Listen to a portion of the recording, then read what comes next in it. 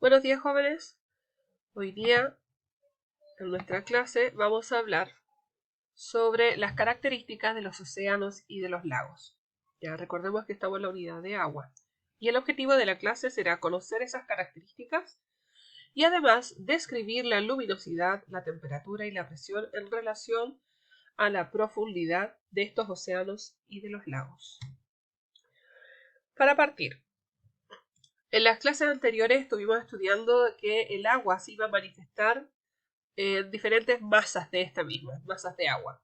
Y entre esas masas de agua estaban los ríos, los lagos, el vapor de agua, los glaciares, los océanos, ¿cierto? Pero hoy día en la clase de hoy nos vamos a centrar principalmente en lo que son las masas de agua de océanos y lagos. ¿Ya? Como dice acá en la diapositiva, los océanos cubren la mayor parte de la superficie del planeta y los lagos son grandes masas de agua situadas al interior de la Tierra. Ambas porciones permiten el desarrollo de diferentes ecosistemas y además comparten una serie de características. O sea, vamos a estudiar características que son similares entre ellos y otras que los hacen diferentes unos del otro. Acá en esta imagen, por ejemplo, tenemos océanos, ¿cierto? Y acá tenemos la orilla de un lago. Características entonces de los océanos y de los lagos. Como pudieron aprender, ¿cierto? Anteriormente, los océanos y mares son masas de agua salada, mientras que los ríos y los lagos son masas de agua dulce, ¿ya? En este caso, la salinidad es el factor que distingue las aguas de la Tierra. ¿Qué otras diferencias existen entre ellas? Y eso es lo que vamos a empezar, ¿cierto? A ver.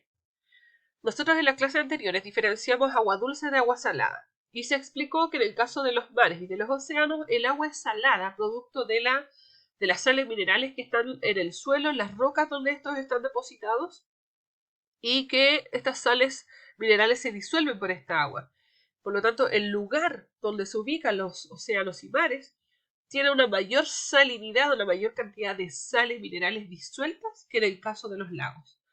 Por ejemplo, acá tenemos un mar, ¿cierto? Y en el caso de los océanos y mares, hay mayor cantidad de sales minerales disueltas en esta agua que si comparamos la cantidad de sales minerales disueltas en el agua de un lago. ¿Ya? Acá tenemos un lago, una laguna en el medio, ¿cierto? De un lugar geográfico. Salinidad, entonces. Cuando hablábamos de cantidad de sales disueltas, ¿cierto? En el agua, estábamos hablando de la salinidad que poseían tanto los mares y océanos como en los lagos. Particularmente en caso de la salinidad de los mares y en los océanos. Como les mencionaba recién, los mares y océanos poseen una mayor cantidad de sales minerales disueltas. Las sales minerales van a provenir del desgaste de las rocas, de la actividad volcánica submarina y de la alta evaporación en zonas de alta temperatura. ¿Qué quiere decir esta última? Que que principalmente en los lugares, en muchos lugares donde están ubicados los océanos, hay volcanes que están bajo del agua. Entonces, esa actividad volcánica va a liberar muchas sales minerales hacia el agua para que se disuelvan, ¿cierto? Provocando que la salinidad sea mayor. En el último caso, cuando habla de la evaporación de en zonas de alta temperatura, se refiere a que si esos mares, esos océanos están ubicados en el globo terráqueo, por ejemplo, dentro de la línea del Ecuador, donde sabemos que los rayos solares llegan mucho más directamente y que por ende la temperatura de la Tierra en ese lugar es mucho mayor, vamos a tener entonces que esas altas temperaturas van a provocar que el agua se evapore más rápido o con más facilidad que en los otros lugares del globo terráqueo. Por lo tanto, la evaporación rápida que puede provocar, ¿cierto?, de los océanos y mares en esas zonas también provoca que sean mucho más, con mucha más salinidad. En el caso de en el caso de acá, dicen, no todas las masas de agua de mares y océanos tienen la misma cantidad de sales disueltas. ¿Por qué?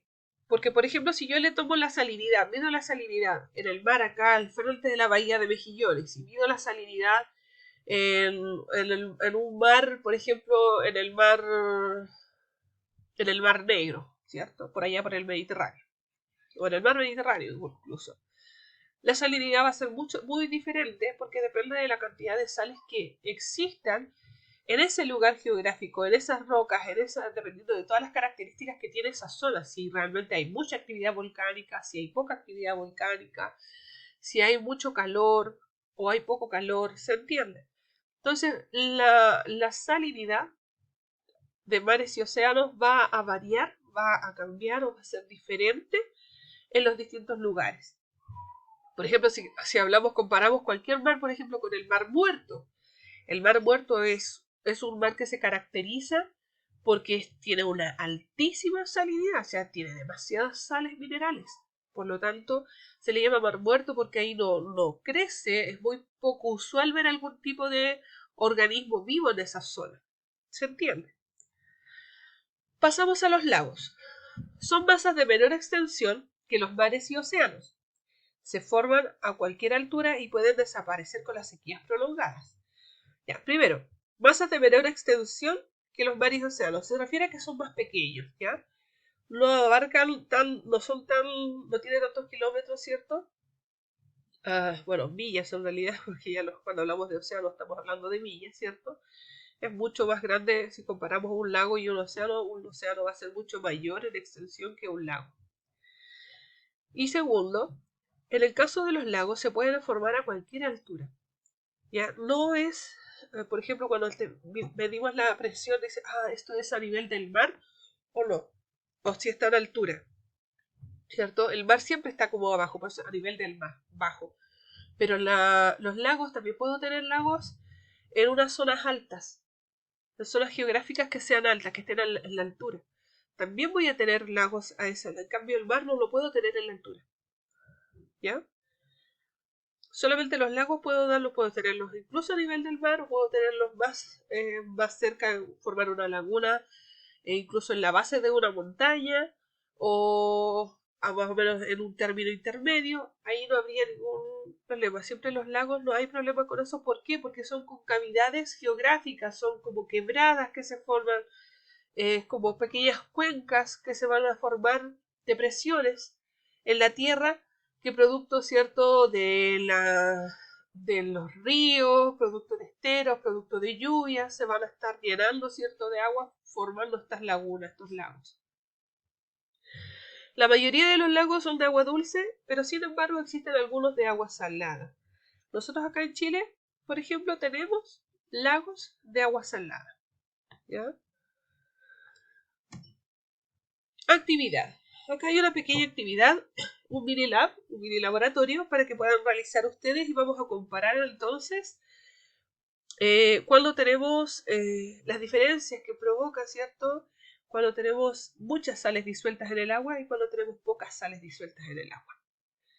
Dice, junto con un compañero, en este caso lo van a hacer solos. Recuerden copiar en su cuaderno de ciencias esta actividad, ¿ya?, para resolver ahí. Se consiguen 2 vasos grandes, como los que tenemos acá, 2 vasos grandes, transparentes, sal, agua y una cuchara sopera y 2 huevos crudos. Llenen los vasos de agua y agreguen a uno de ellos 6 o 7 cucharas de sal y revuélvanlo. Por ejemplo, este vaso de acá, ¿cierto?, es el que tiene sal. ¿Cómo sé que tiene sal? Perdón. Porque el agua está un poco blanquecina y de hecho ahí abajo quedó un resto de sal que no se pudo disolver. ¿Ya?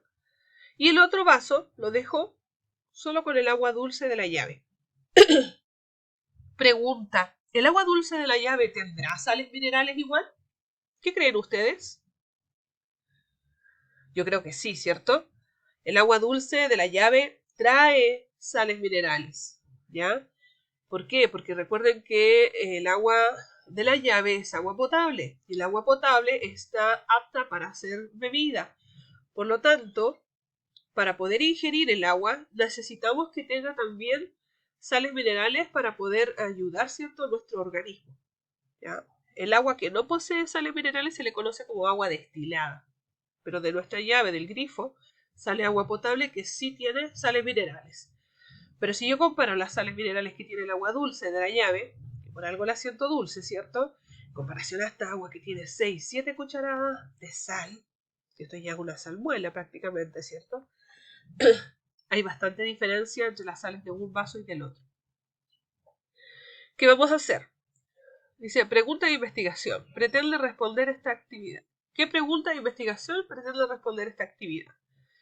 Acá están pidiendo que yo cree una pregunta de investigación. Por ejemplo, acá hay una pregunta. Dice, ¿flota o se hunde? En este caso se refiere al huevo, ¿cierto? ¿Flota o se hunde el huevo? Entonces ahí tendría una pregunta de investigación, ¿cierto? ¿Flota o se hunde el huevo en el agua? ¿En cuál de las dos aguas se va a hundir o va a flotar el huevo? Ahí tendría otra pregunta. Ustedes tienen que formular su propia pregunta de investigación y poder resolverla. ¿Ya? ¿El comportamiento del huevo tiene que ver con la cantidad de agua que tienen los vasos? La cantidad de agua en los vasos es exactamente la misma. Plantea una predicción para responder esta problemática. ¿Ya? Cuando habla de predicción es una posible respuesta. Es algo, porque se supone que estamos hablando de esto sin que ustedes lo hayan experimentado. ¿Ya? Este es un experimento, por eso se llama Minilab, que es un experimento muy simple, muy fácil de hacer, para que ustedes puedan verlo mucho mejor en su casa. Después dice, si los vasos fuesen lagos y el huevo fuese una persona que no sabe nadar, ¿qué lago le recomendarías para que se bañara? Si estos dos vasos fueran un lago, porque recordemos que hay lagos de agua salada y hay lagos de agua dulce, primordialmente dulce, pero hay algunas excepciones, ¿cierto? Nosotros en Chile tenemos algunas excepciones a la regla. Entonces, si estos dos fueran un lago de agua dulce y un lago de agua salada, y esa persona no sabe nadar, ¿cuál de los dos lagos le van a recomendar para que se pueda bañar? Tienen que explicar por qué creen eso. Miren bien aquí qué es lo que sucedió en ambos casos para que puedan recomendar bien a esa persona.